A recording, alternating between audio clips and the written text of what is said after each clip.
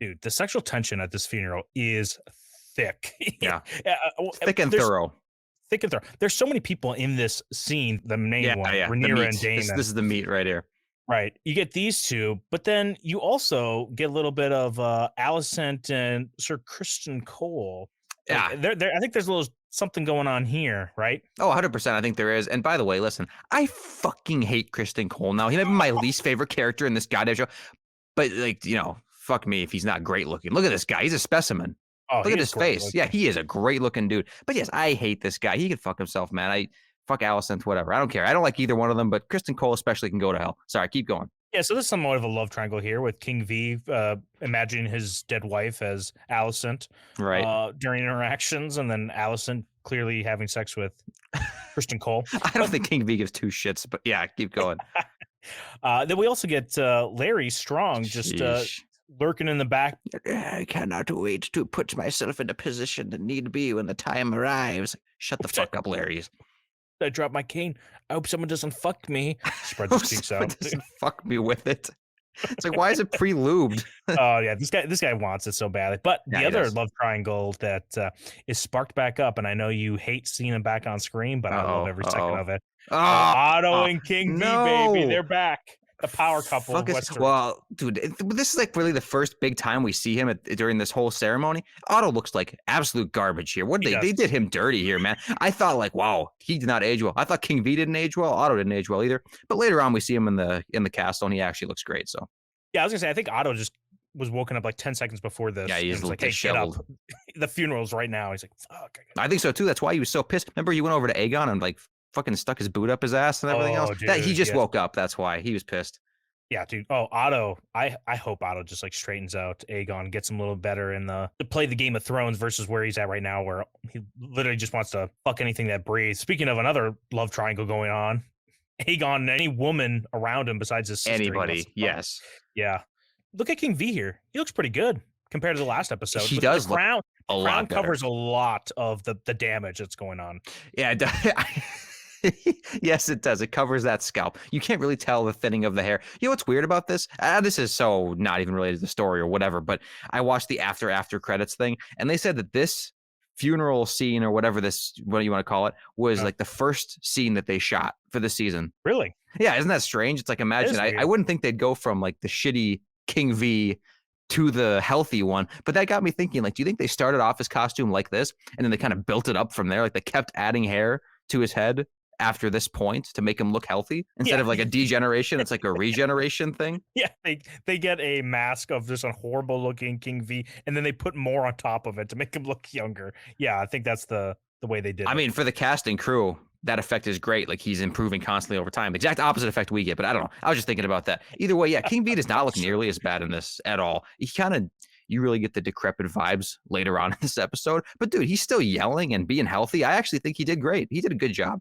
Oh yeah, by the end of it, he's just spoke on. He is for sure. And I feel so bad for him in this episode, dude. Like, oh my God. We just talked about it in the last one, man. He shows up and he's like, oh, my grandchildren, aren't they so happy together? I love family, love. And in this one, they're just infighting, treating each other like shit, breaking each other's noses. It's like, fuck. I know. Look at him right here. Just like, oh, there's a better one of last episode when he looked how bad he looked. But yes, this is the very first shot we get of him in the series.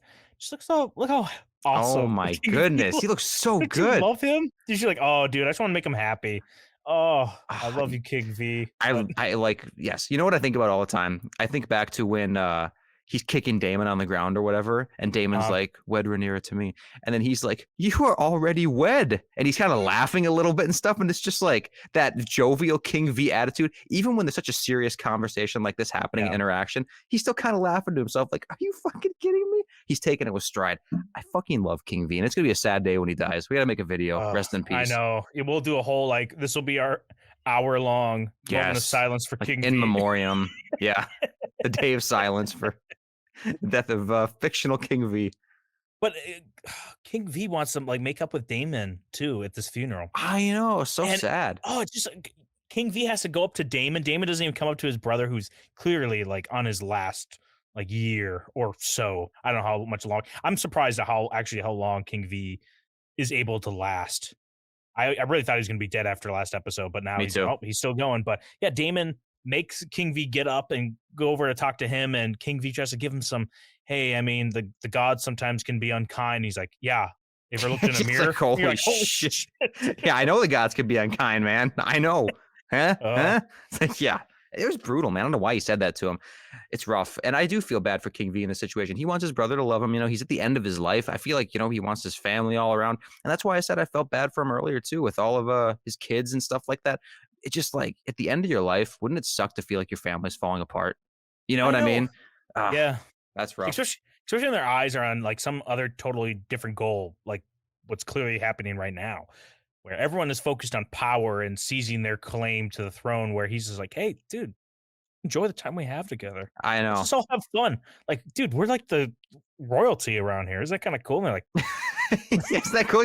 Like, guys, we can do whatever we want. Like anything. he's You ever doing, know like, that? finger guns.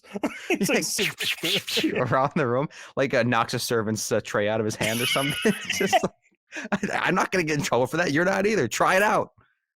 does like a shrug, like, I don't know. Yeah, who cares?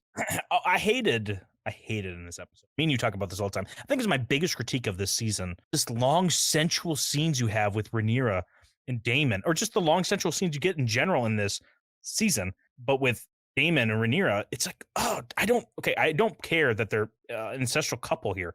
What I care about is seeing it for like a half hour. It was way too long. And this is the same thing with Kristen Cole and Rhaenyra earlier, like a few episodes back, right? Yes. It's like, and by the way, serious, same vibes too. I was telling the guys we were watching this with, I was like, don't do it, Damon. Don't do it, Damon. Like, she fucked over Kristen Cole. She's gonna do the same thing to you. And it also kind of sucks. Like, Rhaenyra's got married, to Damon in this episode. Don't you think it was a little bit early? Because there's got to be like at least one or two guys that Rhaenyra hasn't fucked in King's Landing yet. So like, why not hold off a little bit longer? Maybe she can get the complete set. I don't think the kitchen's closed for her. That's true. What we know about her is that she'll just anything is I don't know what you call it. It's like just a free access port. Or what do people say? It's like married dudes say like, oh, I can read the menu, but I got to eat at home, boys, or whatever kind of shit that is. It's the opposite of her. She's visiting every restaurant known to man, eating out everywhere. Same takeout, baby. Uh-huh. This wedding did feel really rushed, and on top of it, they brought the kids too. I thought they would just be like a private ceremony. If you're gonna bring the kids, why don't you bring the other Valerians, the Rhaenys and Corlys as well too? If Yeah, they didn't I do don't that, know. they're probably like a little too quick. I think so. Well, I think probably just because of the death of quote unquote death of Laenor, right? That's probably all it was. I think they're a little sensitive to it because I think they would think that Rhaenyra did some shit if she had played a part in it or whatever. Do you think he's coming back? No. I mean, well, I think maybe yes, but I almost get like Gendry vibes. Remember when they sent Gendry off in a boat, and he came back way later? Except Gendry actually had a lot more promise as a character, and this guy doesn't at all. So it would just be weird if they brought him back. I think no. I think they sent the gays away. They prayed him away. Yeah. I'm sure Kristen Cole is super happy about this development in Westeros. I think he might be too. He is the definition of an incel. I hate using that word incel. I think it's kind of fake, but dude, he's an incel. He's an involuntary celibate. He wants to be fucking Rhaenyra all day long, all night long. He may be fucking Alicent, but he still wants to fuck Rhaenyra. And I don't know why, because spoiler alert, Alicent's actually a lot better looking than Rhaenyra, in my opinion. She is, yeah. Maybe not on the inside, but on the outside, she's definitely way better looking. Yeah, Kristen Cole is the worst. I don't know. I liked in this when they were getting in that conflict in the room, after Aemond got his eye ripped out. Yep. And Daemon, all he did was go over there and hold back Kristen Cole from getting involved in that fight between Alicent and fucking Rhaenyra. Because, dude, Kristen Cole, stay the fuck away. I hate everything he does. I mean, I definitely get weird simp vibes off him as well, but I really want to see some combat between him and Daemon, and then as they get older, Aemond, he's gonna get in the fucking action. I can't fucking wait. Let us know what you think about all the love triangles within House of the Dragon. Which power couple do you want to see last the longest? Are we all rooting for Otto and King V? I mean, I guess at this point, who else are you gonna root for? I do like the Daemon Rhaenyra couple, honestly, but dude. It's whatever. It's mostly Rhaenyra. I love Daemon, but Rhaenyra just kind of ruins it for me. Yeah, the actress doesn't help either. All right, well, let's know down in the comments below. Smash the like button, Daemon centrally smashed Rhaenyra. I'm going to smash Kristen Cole's face in too.